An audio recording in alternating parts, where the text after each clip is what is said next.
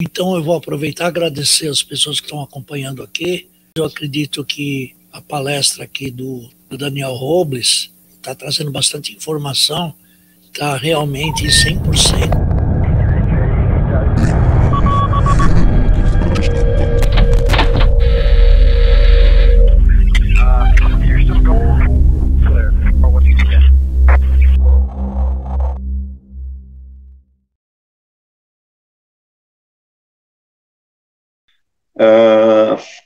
Tem um papo a respeito de uma estátua que foi achada na Espanha e foi dada como uma figura que pertencia à nobreza da região há muitos anos, que era na cidade de Elche, na Espanha, que ficou conhecido como Dama de Elche, né? E ela era considerada como ibérica. Só que ibérica não significa só quem é da região da Península Ibérica. Existia uma Ibéria na região onde é a Geórgia, da divisa ali com a União Soviética, da Rússia, né? Estou falando União Soviética de besta. Entre o Mar Cáspio e o Mar... Seria o Mar... Agora o velhinho bateu aqui que eu não lembrei, mas vamos lá, vamos tocar em frente. Que é bem interessante. E aí essa figura foi comentada a respeito de ser dessa outra Ibéria, e que foi contestado, um monte de gente crucificou quem falou, tal, que não, é lá da Península Ibérica, então acabou. Se não houvesse tido um contato visual ou qualquer outra forma desse ser não ter estado aqui nas Américas, ninguém ia ter como explicar algumas coisas. Uma delas parte do pressuposto que dois caras, que é o G.A. Kincaid e S.A. Jordan, em 1909, relataram ter encontrado uma caverna super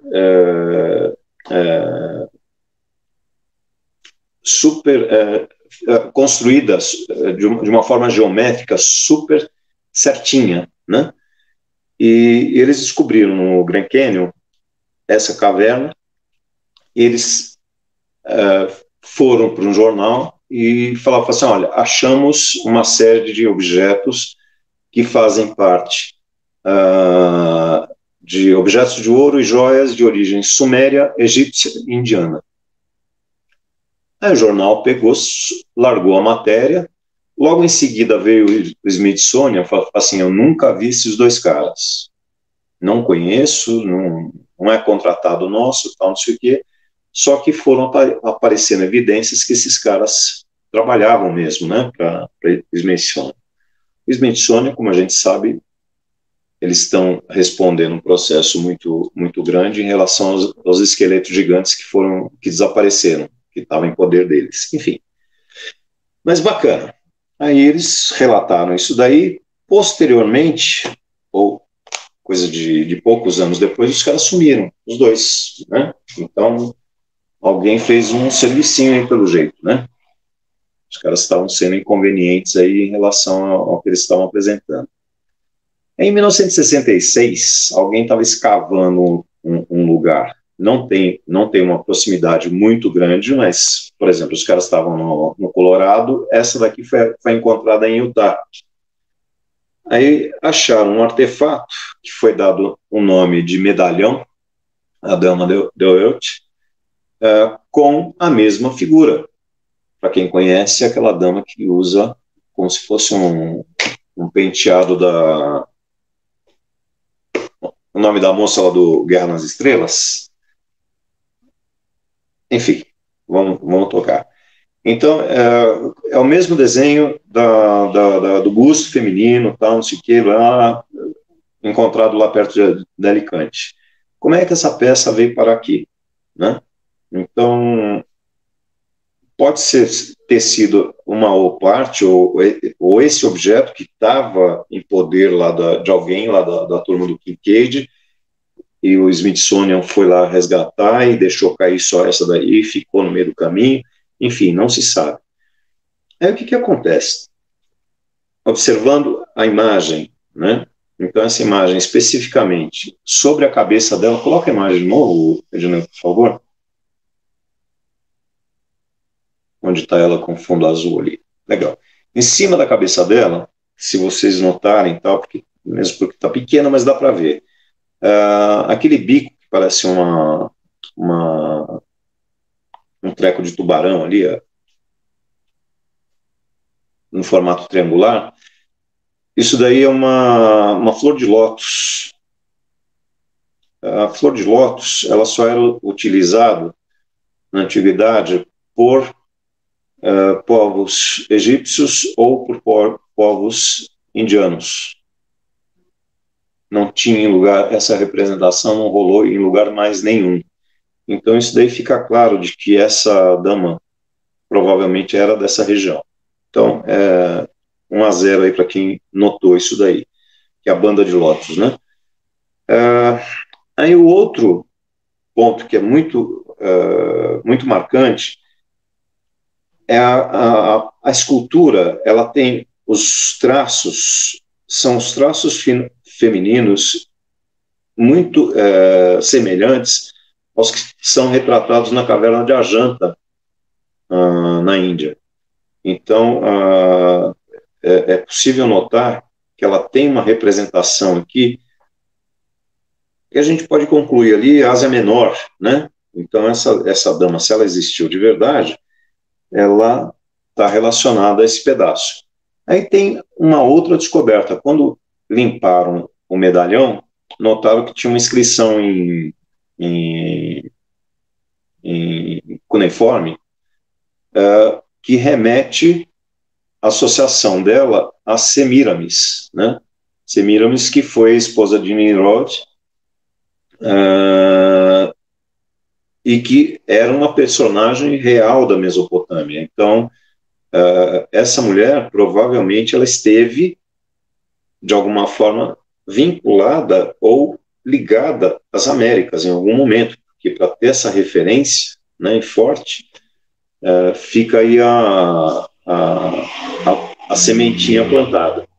E aí o que esse historiador e pesquisador escocês ele fala? Que Semíramis, né, chamada de Samurramat, foi mencionada por Heródoto e por Diodoro Siculos. Nos textos, ela nasceu de uma deusa e, após casar com um oficial assírio, ela se tornou esposa do rei Ninos, fundador de Nínive. Então, essa figura, ela tem uma representação muito mais antiga do que se fala dela e traz uma realidade para o nome, para a figura, e que ela esteve passeando por aí. E aí o que cai o queixo, né? Quando você pega essa figura, essa imagem dessa mulher com essa cabeça bem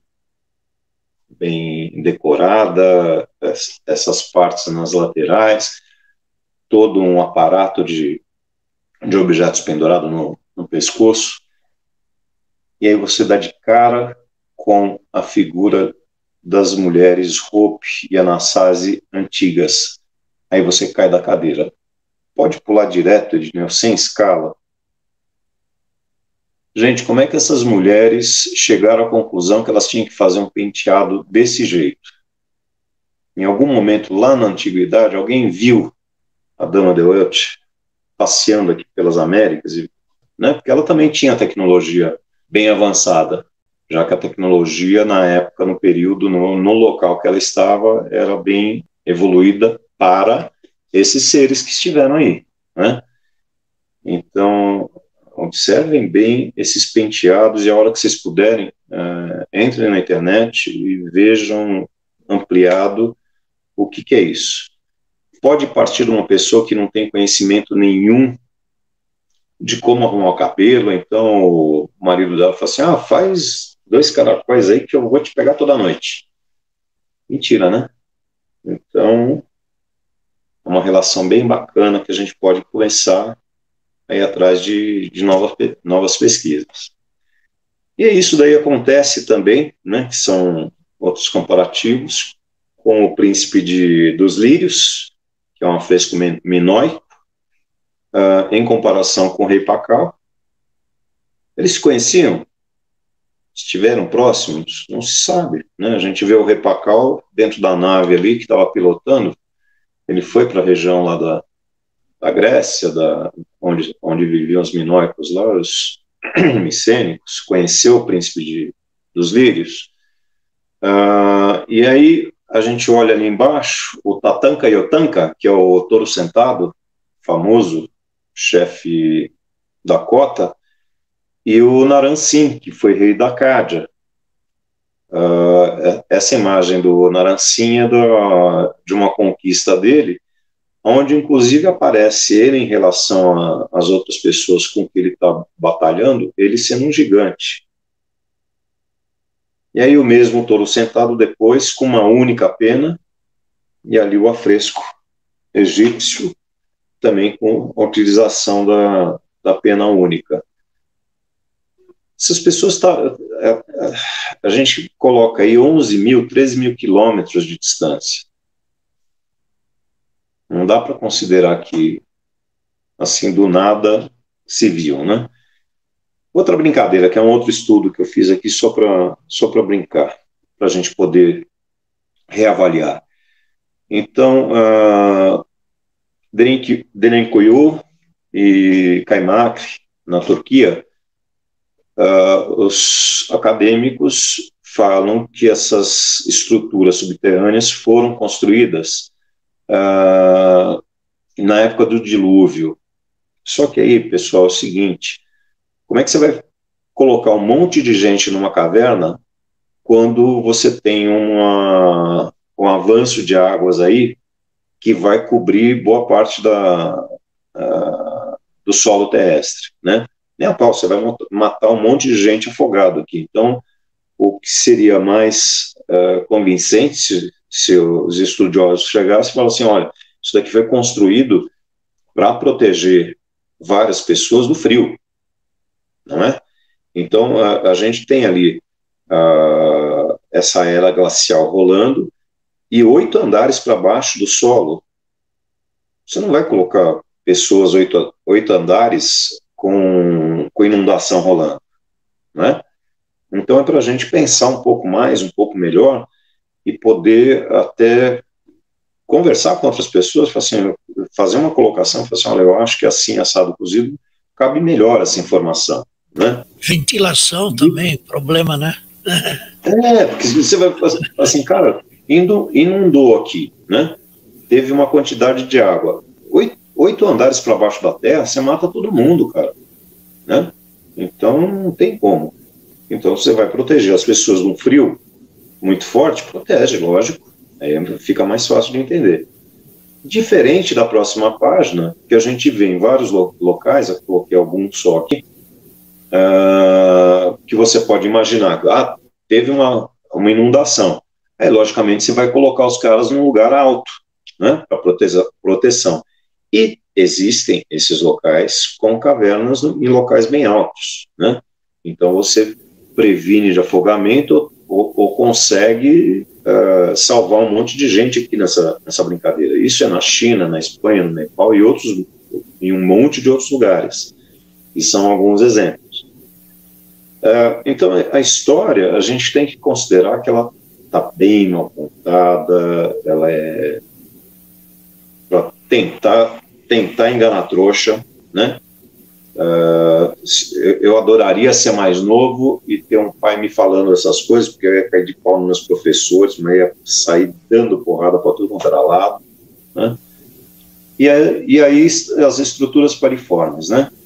Então, quando eu falei de cataclisma ali, que faz parte da inundação das cavernas, tal, tudo isso, então tem um livro muito legal que eu sugiro para as pessoas que não leram ainda aproveitarem, que é muito bacana, que é o Cataclisma, do Brian Foster.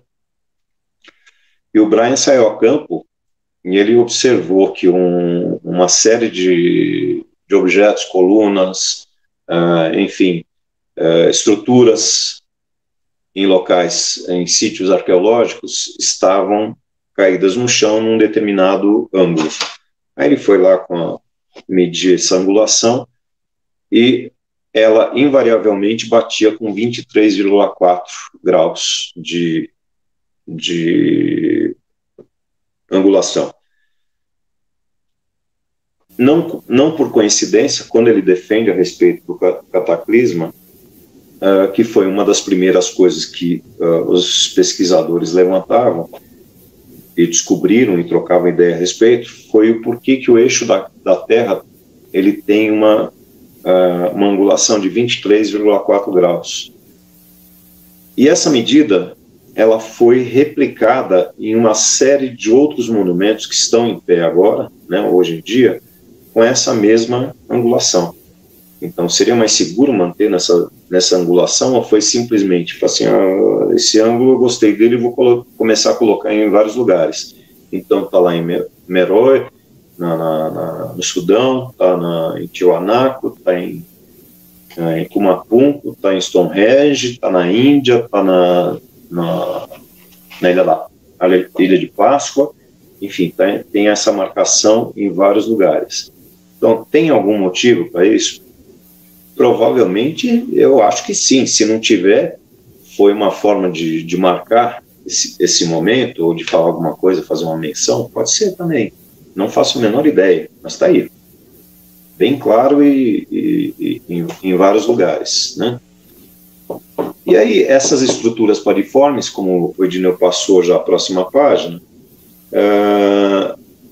há pouco tempo eu descobri essa imagem de BH, em Minas, só que antes de colocar em qualquer lugar, eu fiz contato com várias pessoas de Minas, principalmente as que estão próximas de BH, assim, você conhece isso daqui, você conhece isso aqui, tal, não sei o quê, nossa, não conheço. Pra vocês terem uma ideia, isso daí fica a 80 quilômetros, se não me engano, de BH, na Serra da Moeda, né? Ou melhor, a 40 quilômetros de BH, está mais perto ainda.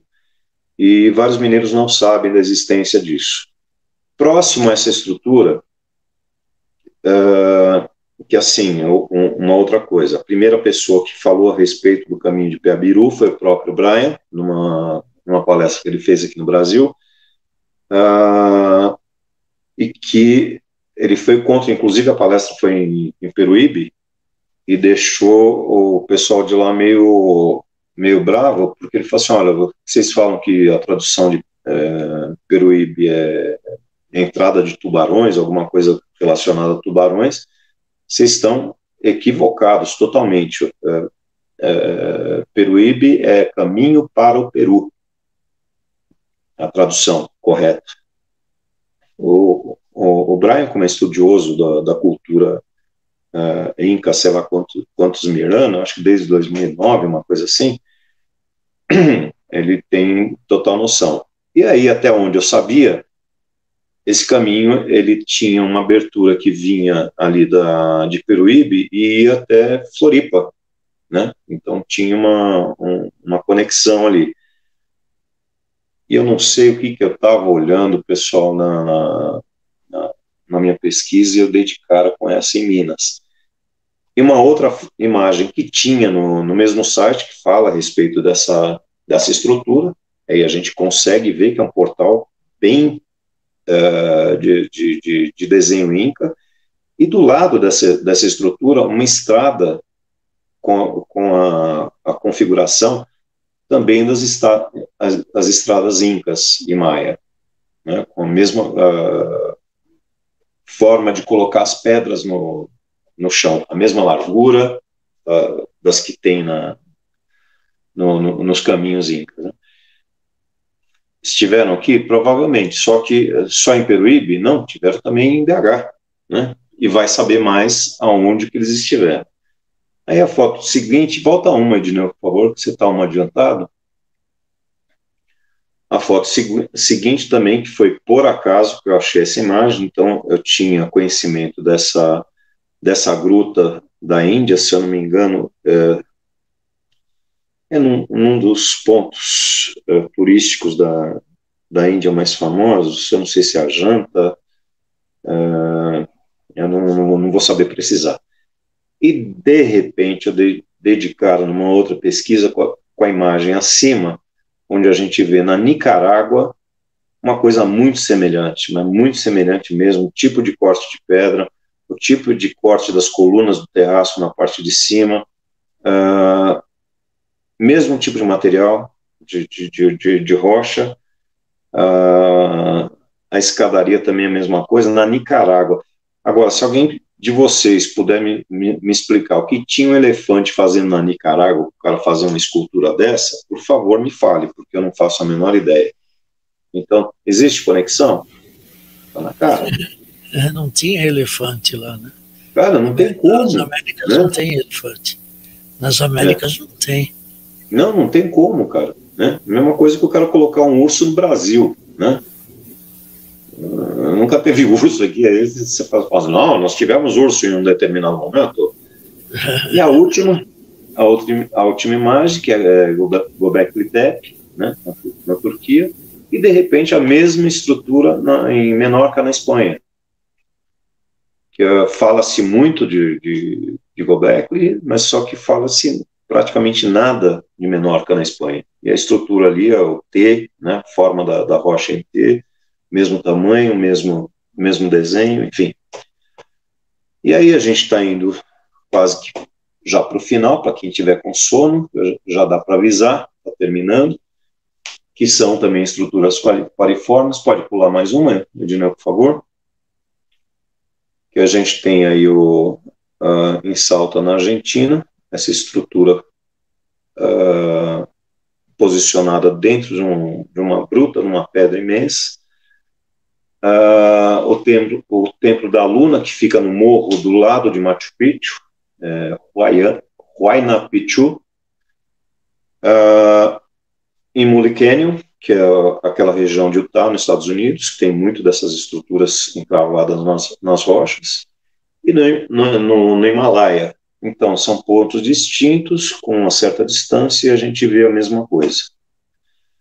Aí o que é bem legal agora, que a gente vai voltar na lembrança de umas páginas anteriores, isso daqui foi uma descoberta também recente. Aí eu comecei a ver estruturas parecidas com aquelas de Mpumalanga, né? E eu fui descobrir na Jordânia, para vocês terem uma ideia, são 6.400 quilômetros de distância ao norte, a linha reta para cima. Um sítio muito parecido com o Blau Boschkrau, que a gente falou lá na página 5, né? Isso daqui fica próximo de um oásis, do lado de um oásis. E esse oásis ele fica em linha reta, praticamente, de Jerusalém até a cidade de Ur, onde a gente tem o zigurate de Ur ali, está em linha reta, horizontal. Então, isso daqui estava no meio do caminho, ou foi o primeiro assentamento para depois distribuir pessoas, tanto para a Suméria quanto para a região da Jordânia? Não faço a menor ideia. Isso daqui eu descobri a trancos e barrancos, assim, sem querer, totalmente sem querer. Mas está lá, está posicionado. Não saindo muito da brincadeira, aí o que aconteceu? Esse daqui eu já tinha descoberto há mais tempo, que é a mesma estrutura, só que ela está a 60 quilômetros da onde fica Nazca. Pode pular mais uma, Edneu. E que faz parte do mesmo tipo de desenho de assentamentos. E é tão antigo quanto o da página 5. Então, a história está mal contada? Tá, bem mal contada. Porque a gente vê evidências a toda hora. Para quem tem um pouquinho de tempo, eu, graças a Deus, eu tenho um pouco mais de tempo que eu acredito que vocês, não é vagabundagem, mas adoro isso.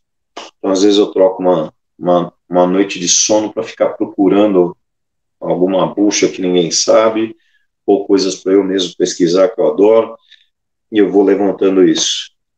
E aí, também, para não ser chato e falar que só existem aquelas lá do calendário de Adão e na praia, quando você vai cavocar mais um ponto, você acha na Índia, né, Andhra Pradesh, na Armênia, no Laos e em Khao Soeni. Eu acho que algumas pessoas já ouviram falar do que é chamado de Parque Arqueológico do Solstício. Então ele traz também o mesmo desenho, a mesma formação com as rochas, com a localização dos solstícios, dos equinócios, norte e sul, lá, só que esse daqui sem alinhamento com Órion, pelo menos ainda não tem nenhum estudo em cima disso. Então, gente, é o seguinte, a hora que vocês começam a prestar atenção um pouquinho mais, vocês vão ver que tem mais coisa debaixo do pano do que outra coisa. Então, eu defendo muito a teoria de que não é mais teoria, eu acho que uma parte das pessoas começaram a se ligar, né? Que o lado financeiro, a cobiça pelo poder, ela está muito mais evoluída e as pessoas se interessam muito mais por isso do que por qualquer ser humano que está aí atrás me assistindo e olhando o Edneu, né? Então, o momento agora da gente poder parar e falar assim, opa, estamos numa enrascada. O que esses caras querem da gente? Não é, Edneu? Que é um outro assunto para a gente ver um outro dia, principalmente para não ter bucha de YouTube querendo correr atrás do Edneu. Na verdade é o seguinte, a história realmente ela foi mal contada até hoje, e a arqueologia ela é uma ferramenta que ela está trazendo a verdade, né? Cada vez mais. E gozada que essa verdade às vezes coloca a gente na parede, que a gente não consegue compreender o que realmente aconteceu nos antigos tempos, né? Coisa que a gente vê assim, coisas incríveis, que eu acho fascinante a arqueologia, é que a gente vê umas peças incríveis, que você que é escultor, eu também, que também dou umas mexidinhas, a gente sabe o quanto é trabalhoso você executar uma peça, que nem você mostrou aquelas peças de jade. Você falou em bronze, bronze é um material ainda duro. A história conta de cobre, amigo. Como é que pode cobre? Imagina você ter sei lá, um cinzel de cobre, né? O bronze ainda é um material ainda resistente. Então tem certas coisas que ao longo do tempo a história nos propôs, e que hoje a gente tem um outro raciocínio em torno de que alguma coisa está errada, como você falou, alguma coisa está errada. O que é, eu não sei. Ou melhor, não sabemos. Quem sabe a gente vai precisar ainda viver mais 500 anos, um milênio, para ser descoberto. Essa geração não descobre, meu. Para nos dar a resposta. Não vai dar tempo. Não vai dar tempo. Porque se a gente for imaginar que, quem sabe, no passado distante, houve a movimentação das placas tectônicas, né, terrestre, ela se mexeu, né, saiu de um lado. Então, provavelmente, é onde determinadas coisas de animais que não existem em determinados continentes, talvez não exista hoje, mas num passado antigo, vai lá saber, né? Então, um grande mistério, né, amigo? Eu acho que o importante... Eu acho que o principal aí, Você está com o livro aí do teu lado? Não. Não tá. Tá. O meu também eu acho que ficou lá embaixo. Mas o que é interessante, não precisa nem mostrar o livro, tá na capa dessa apresentação, inclusive, que eu acho legal para que as pessoas comecem a entender. Assim, o livro ele tem uma proposta de fazer um relatório a respeito da nossa história, né? Presença de seres avançados junto conosco, tal, não sei o quê. A introdução do ouro, porque o ouro que foi o principal motivo causador de toda essa alteração de consciência, alteração do nosso comportamento como seres humanos, né? E que a gente tem que entender que a gente tem que voltar à nossa essência. Então o livro traz todas essas dicas, traz o que é legal, o que não é. É uma linha do tempo na história durante 300 mil anos de escravidão, né? E para que as pessoas saiam desse processo.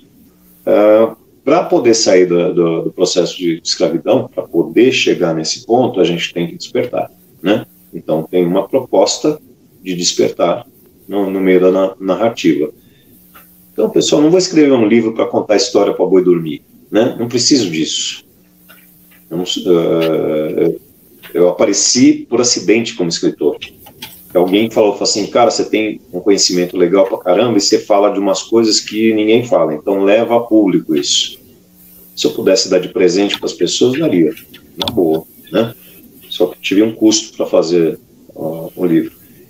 E não vou escrever mais. Edneu, para mim está claro que eu não vou escrever mais nada, chega, né? Já deu. O que eu tinha uma missão, que era levar conhecimento para as pessoas para... Opa, tem mais coisa aqui que eu preciso saber, né? Ah, legal, beleza. Achou aí. Tá aqui, ó. É legal escrever? É legal. É legal quando você tem um conteúdo... Tá bonito esse braço, né, cara? Não dá nem para pôr camisa, pô. Não passa aqui, não passa. O duro é não poder levantar a latinha com a mão direita, né? Só com a esquerda. Eu estou fazendo um curso de canhoto aqui já há um mês. O mouse, eu já estou conseguindo até desenhar com o mouse, acredita? Cara, eu não consigo fazer nada com a esquerda. Agora, e aí é isso. Teve um negócio bem complicado para conseguir. Só para voltar e a gente liberar as pessoas também, então tem a imagem aí que tem a evolução, como as pessoas defendem, né? Então tem um livro também que eu sugiro as pessoas lerem, que é a História Secreta da Raça Humana, que é do Michel Clermont.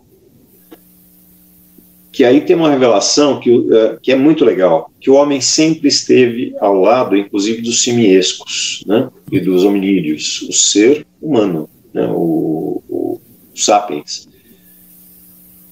E que são histórias que a gente está desde o Mioceno Superior, a gente está falando de 55 milhões de anos. Como a humanidade está correndo atrás do prejuízo, né? Então, pessoal, é o seguinte... Tem evidências, esse livro tem um sumário no final que é muito legal. Então, para vocês terem uma ideia, há 2.800.000 anos atrás, foi descoberta uma esfera metálica sucada, ou seja, não tinha ninguém para sucar essa esfera, né? Assim como a impressão de um sapato na região de Utah, há 590 milhões de anos. É isso?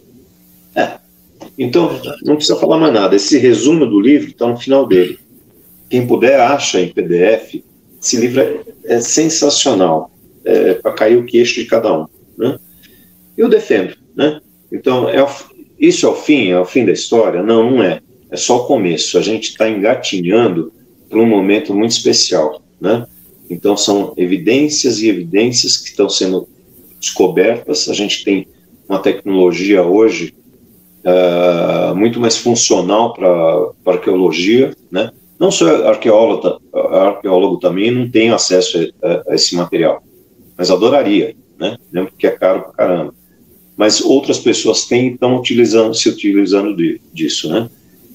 Então ninguém pode ser considerado o dono da verdade. Ninguém pode falar assim, na verdade, né? Tem um monte de gente que começa o papo e fala assim, na verdade, né? Fala assim, não tem verdade.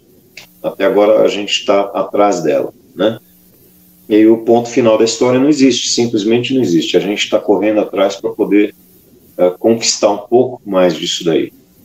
O interessante é que tenha cada vez mais pessoas interessadas em buscar a verdade. Empenhadas, né? E não ficar dependendo de mim ou de outras pessoas que vêm aqui para falar, né? É super subjetivo isso, né? Eu poderia, por exemplo, me aproveitar disso, como está cheio de gente por aí, e ganhar grana com isso. Podia abrir um canal e começar a contar mentira para todo mundo. Nossa, cara, eu ia me beneficiar com isso. Mas esse daí não é a minha pegada, não. Né? Eu estou bem longe disso.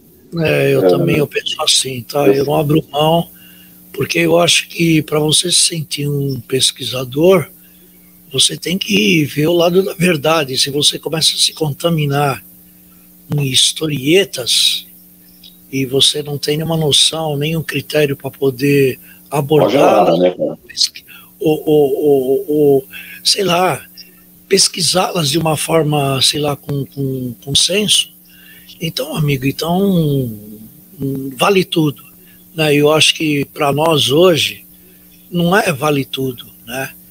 Eu acho que a gente está em busca realmente de tentar buscar algumas respostas, né, em algumas verdades que não são ditas de uma forma arbitrária para apenas passar régua. Vai falar que é isso e tudo bem. Então, para a gente ver como nós fomos enganados durante tanto tempo. Então, realmente, a história ela precisa ser reescrita. É a única forma. E outra, né, Edneu, se a gente for considerar, teria outras formas mais inteligentes de arrumar grana do que ficar pesquisando tudo isso, né? Bastava ser vereador ou deputado, né? Então... E eu fico pensando hoje, né, que a gente tem uma facilidade enorme de informação, mas a mesma facilidade que tem a informação tem justamente a desinformação, esse que é um perigo. Pra caramba. Porque algumas pessoas sem critério nenhum acabam usando isso para falar isso, abrir o sensacionalismo, né? E que é isso que chama atenção. Uma coisa que eu tenho notado, as pessoas adoram ser enganadas. Nossa, é impressionante, então, cara. Elas acreditam durante tanto tempo em uma ideia, e quando realmente pega uma pessoa assim convincente, que traz à luz determinada verdade, ela continua teimando naquilo, né? Porque ela não quer olhar para trás e perceber que ela passou durante muitos e muitos anos assumir que foi errado, na coisa errada. Entendeu? Então é mais fácil ela, né, tá bom, vai, entendeu? E a gente então, vê isso daí todos os dias, né, cara? Todos os dias a gente vê isso. Edneu, então, conversa com o povo, pega a pergunta, eu vou descer para pegar mais uma. Não, pergunta não. Agora é o seguinte, a única pergunta que eu vou colocar aqui é a minha, porque é claro, eu não quis parar, não houve uma condição para a gente colocar um bloco de perguntas, quem sabe numa outra oportunidade.